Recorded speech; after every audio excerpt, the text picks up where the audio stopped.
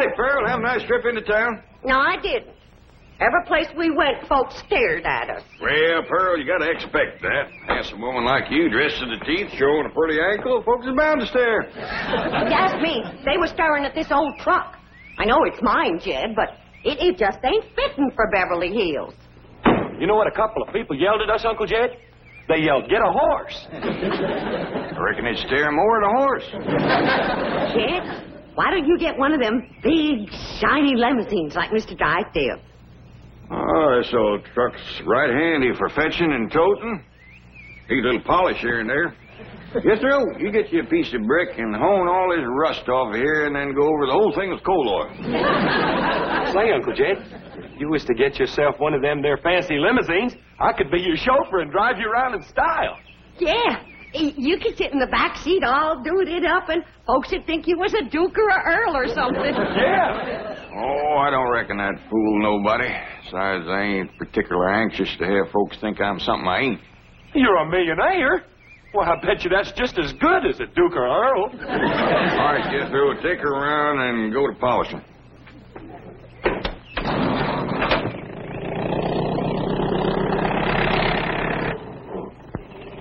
You know, Jed, Mr. Drysdale could help you get into high society, and you could join one of those fancy clubs and go to stylish parties and get my picture in the paper. I mean, get your picture in the paper. I don't hanker for high society, Pearl, but if you do, I'll speak to Mr. Drysdale. You tell me that when it comes to society, his wife is one of the first hogs to the trough. It ain't for me, Jed, but it sure would be nice for Ellie Mae. Why, she could be a debutante and have a coming-out party and... What's that? Yeah, it's a party where unmarried society girls meet unmarried society fellas. Why, Ellie Mae and me could get Ellie Mae could get a husband in no time. Jed, you got my butter churn patched up. Well, I ain't got it quite finished yet, Granny. Jed, do you have to do your chores out here in front where everyone can see you? Well, no, Pearl, but the light's better here, and these iron chairs here make good workbenches. What'll the neighbors think with all this stuff out here? Pearl's right, Jed. It does look like we're showing off. Showing off? Oh, I bet there's not another family in Beverly Hills that has a butter churn like that one. Paul, you got Granny's spin wheel fed? She's going to show me how to make Lindsay onesie thread. Oh, how am I ever going to get this family in high society? What's that, Aunt Pearl? Well, society is where a bunch of high-class folks do a bunch of high-class things. Like what? Well, like drinking tea and playing bridge and having parties and getting dressed up and going to the Opry and getting wrote up in the paper. I give up. You can't make silk purses out of sow's ears. If Pearl was so dad blame anxious to drink some tea, I could make her any kind she wants. Some red clover, some slippery elm, or some sassafras. I don't reckon it's the tea so much as who she's drinking it with, Granny. Pearl would like to get in with them society women like Miss Drysdale. Yeah. Pearl always was one to want better than what she could afford. That's Pearl. Too poor to paint and too proud to whitewash.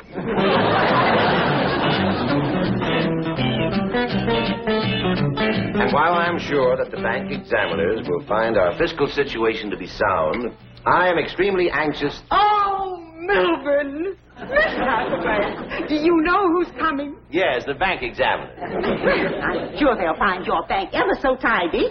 Now, to important matters. I have just received this telegram from Priscilla Ralph Alden Smith-Standish. She has consented to become our house guest. Oh, surely you're jesting. No! Oh. Priscilla Ralph Alden Smith-Standish is going to be staying at our house? Yes, indeed, Melvin. Well, who in blue blazes is she? Did you hear that? Melvin, how can you be so uninformed and run a bank? Well, I have you helping me, dear. Thank goodness. Mrs. Smith-Standish is only the president of the Women's Federation for the Preservation and Perpetuation of the FFT of A. First family traditions of America. No, bully for the FFT of A. But I'm expecting the SBE of C. State Bank Examiners of California. Thank you. Oh, wait, Milburn. Do I have your permission to put everything in readiness for the arrival of Mrs. Smith-Standish? Oh, you have indeed. Good. I'll have the Clampetts moved out immediately. Fine. What? Barbara, come back here. Now, what were you saying about the Clampetts? I intend to rid our neighborhood of those uncouth, unsightly hillbillies before the arrival of our prestigious house guest. You do, and the president of the FFT of A will be staying at the YWCA with you. When are you going to get it through your head that Jed Clampett's money is one of the pillars of this bank? Mrs. Drysdale, if you'd only take the time to get to know the Clampetts, I'm sure you'd agree that they're basically very fine people. Surely you're not suggesting that I mingle with them socially, introduce my friends to them. No, don't do that. They'll move away for sure. It's obvious that I'll get no understanding or cooperation here. I should have listened to Mother. She warned me against marrying a common bank president.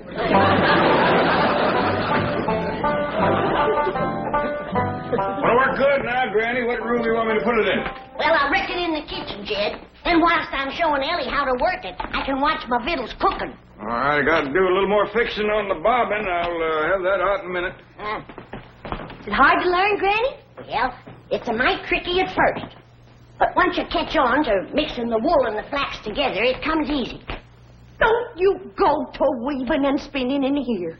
I just scrubbed and polished this floor, and I don't want no linsey-woolsey dust from that crazy old contraption messing it up. What do you mean, crazy old contraption? I mean that old thing. Now get it out of here. Well, should I put in the kitchen, Granny? You put that smack dab right in the middle of this room. Don't you dare. This floor is clean enough to eat off of. Good. Ellie, fetch my pot of jowls off of the stove. You splatter one drop of jowl juice on this floor, and I'll wrap this spinning wheel around your neck. You touch that spinning wheel, and there'll be more than jowl juice splattered on this floor. You lay a hand on me, and I'll bash you over the head so hard your shoes will have 3 tongues.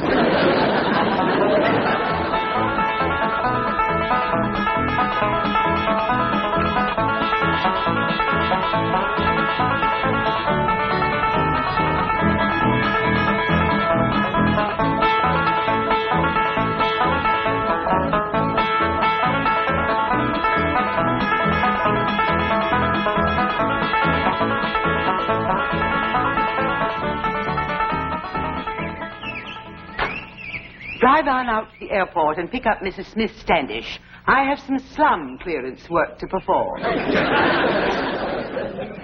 howdy there, Miss Drysdale. Sure is a nice surprise to have you come and visit. Pearl and me was just talking about you this morning. Pearl's got a hankering to get into society, and I says, well, I hear tell when it comes to society, Miss Drysdale's one of the first hogs to the trough. Hey, you're looking mighty green around the gills. Come on inside and have a mess of Granny's jowls and sorghum. That'll put you to feeling bushy-tailed. I'm expecting very important company. Priscilla Ralph Alden Smith-Standish. Well, bring them along. We got plenty for the whole bunch. Priscilla Ralph Alden Smith-Standish is only one woman, and probably the world's greatest authority on colonial history, early American genealogical origins, and 17th and 18th century artifacts. And she is the esteemed president of the FFT of A. Well, we sure would be proud to meet her. I shall call upon every resource to avert such a social catastrophe. Oh, thank you very kindly. May I send a truck to pick up this debris? Yeah, I don't know. I'm sure Granny'd let you use anything you wanted, but I don't think she wants to sell it. I would only want it for the rubbish collector. Yeah, you're right. They make nice gifts, but like I said... enough of this. Time grows short. You are a disgrace to Beverly Hills. You in this pile of junk. Why don't you go back to the woods and live in a cave where you belong? Bravo! My sentiments precisely. You are indeed a disgrace. And the sooner you leave this lovely community, the better. Just a doggone minute, fatso. You be careful what you say to our Granny. How dare her to say them things about sweet little Granny. Pearl, I hope you ain't in no hurry to get into high society. I just don't think that Miss Drysdale is going to be too quick about giving you a leg up.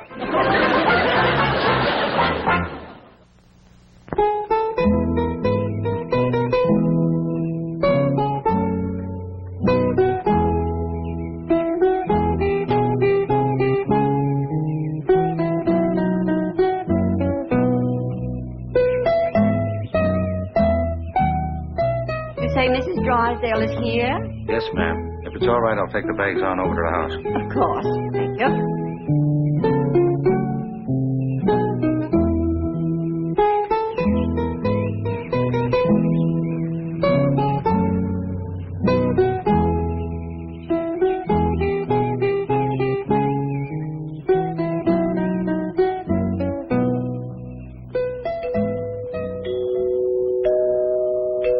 That dad-blasted music again.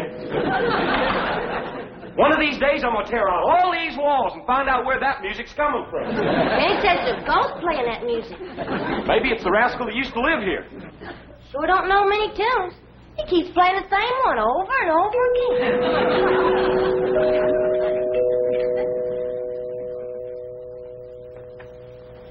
Jethro, why don't you ask your teacher over to Pot's school about that music? I'll do it, Uncle Jet. But one thing I know for sure. Somebody's going to come to that door. They always do when you hear that music. See? Sure had it pegged right. By the way, your Ma wants you in the kitchen. Howdy, ma'am. Tell me, is this your loom out here? No, ma'am. That belongs to Granny. May I speak to her, please? You sure can. Come on in. I have reason to believe. Ah, what have we here? Well, that there's my daughter, Ellie Mae. Spinning wheel. Where did you get it? It's Granny's. She says it's been in her family a couple 100 years or better. I've got to meet Granny immediately. Oh, forgive me. I'm Mrs. Smith-Standish. Well, howdy, ma'am.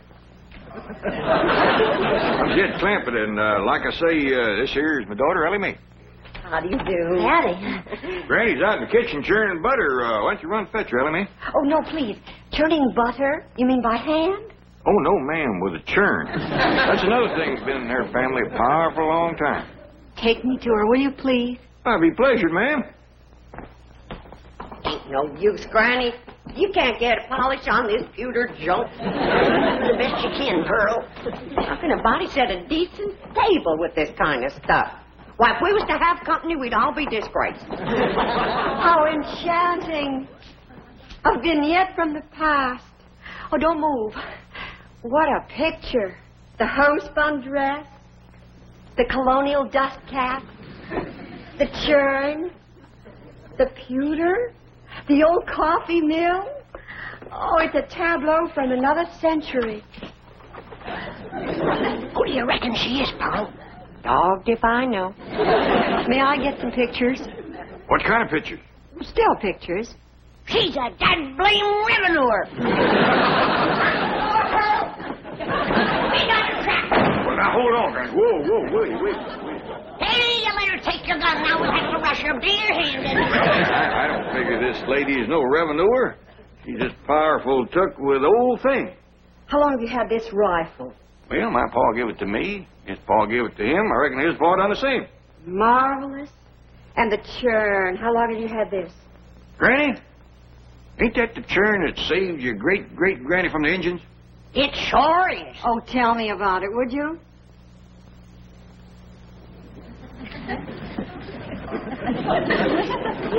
Well, my great-great-granny was a toting this churn from the cow barn to the cabin. When two big Indians jumped out of the woods to scalp her. She had beautiful hair, just like mine. Get on with the story, Granny. Well, she was out of sorts to begin with, 'cause it was a hot day, and the butter kept a-melting. And with them two redskins trying to snatch her hair, that riled her up but good. So she yanked up the dasher, and she whacked one of them with it. Then she upended the turn over the other one. That old Indian ran out into the woods, all covered with hot, melted butter. He hadn't gone 50 feet when a great big old bar came out of the woods, grabbed that old rascal, and licked him to death. What a wonderful story. From then on, every day that old bar would come around looking for Granny to send him another hot-buttered Indian.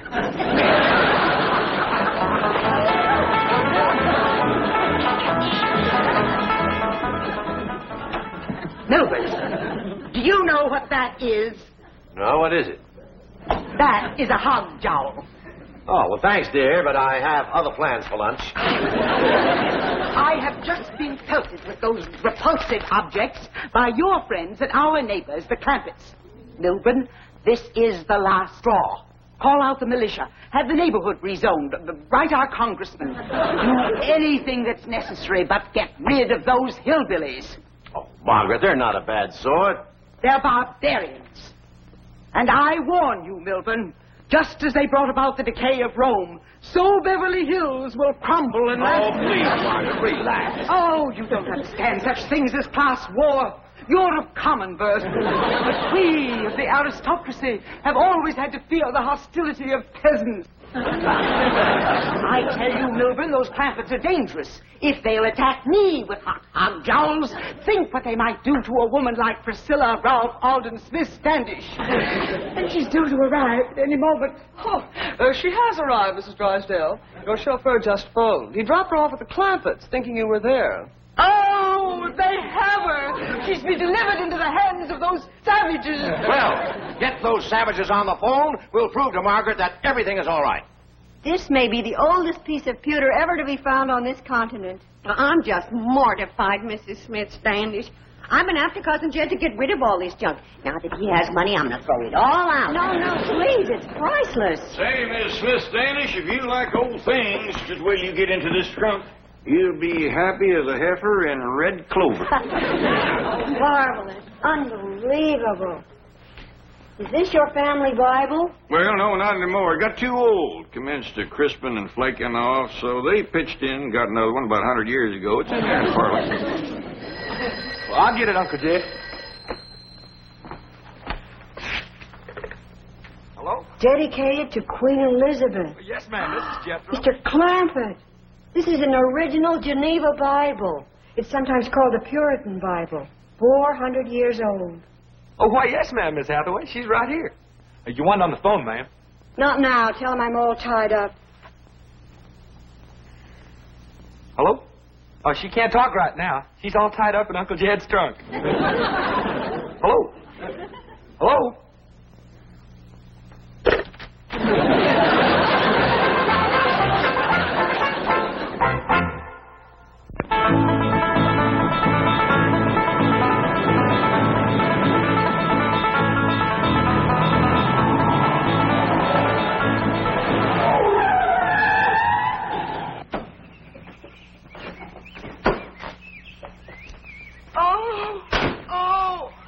I thought the fresh air would revive her.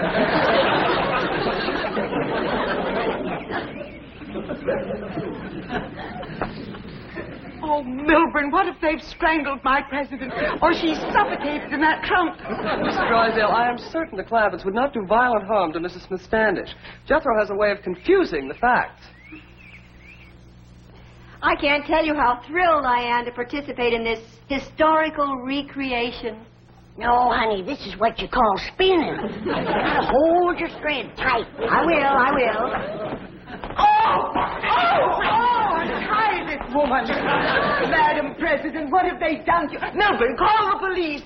I want these ruffians seized and hanged immediately. What are you doing? Rescuing you from the grimy clutches of these peasants.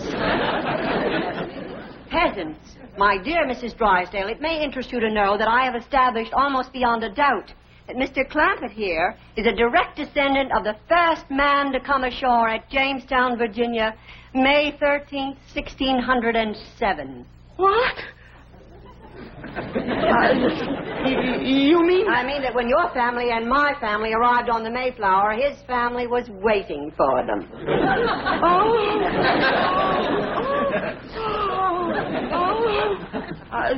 Mrs. Smith-Standish, surely there must be some ghastly mistake. Perhaps you're in a state of shock from the way these people mistreated you. I've never been more hospitably treated in my life. I've dined on hog jowls, sorghum, homemade bread, fresh churned butter, served on pottery that might have been unearthed at Williamsburg. And I've eaten this delicious food with ancient pewter implements that would grace any museum. That reminds me, I better go wash them dishes. Oh, Granny, you know, I'm sure that Mrs. Drysdale would consider it an honor and a pleasure if you would permit her to wash these historic dishes. What? Oh, she would indeed consider it an honor, wouldn't you, Margaret? Whatever Madam President says, of course. Well, I better come along and see if I got enough lye soap. Lye soap. Oh, ghastly. Make it simple. You make your own lye soap? Got to. You can't buy it in Beverly Hills. I offered to show Mrs. Drysdale how to make it, but she didn't care to learn. Mrs. Drysdale, am I to understand that you are ignorant of the process by which your own colonial ancestors made their soap? Well, Madam President, Oh, your education is being shamefully neglected.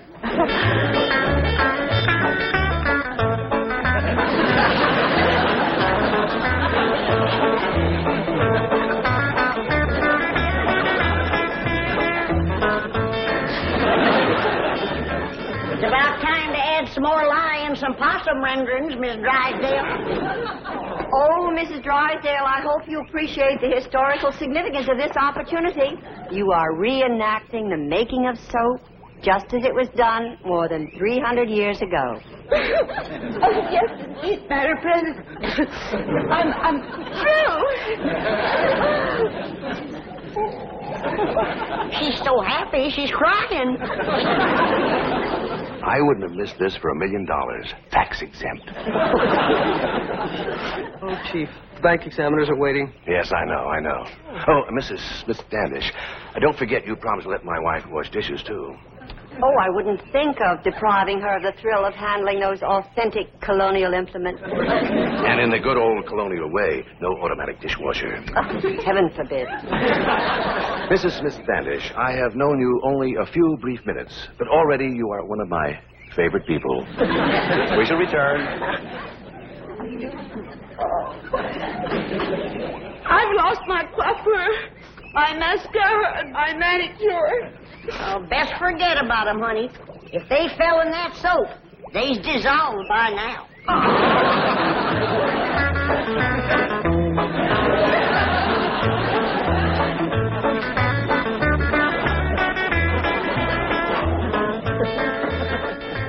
How you doing, Miss Drysdale? I can scare you up a few more things to wash if it pleasures you. Oh, no, please. Look what this lye soap has done to my head. Yeah, they is nice and pink and rosy, ain't they? Raw. I don't blame you for cheering. I thought you left. I couldn't tear myself away from the picture of my wife washing dishes. She's taken to it like a cold hog to warm mud.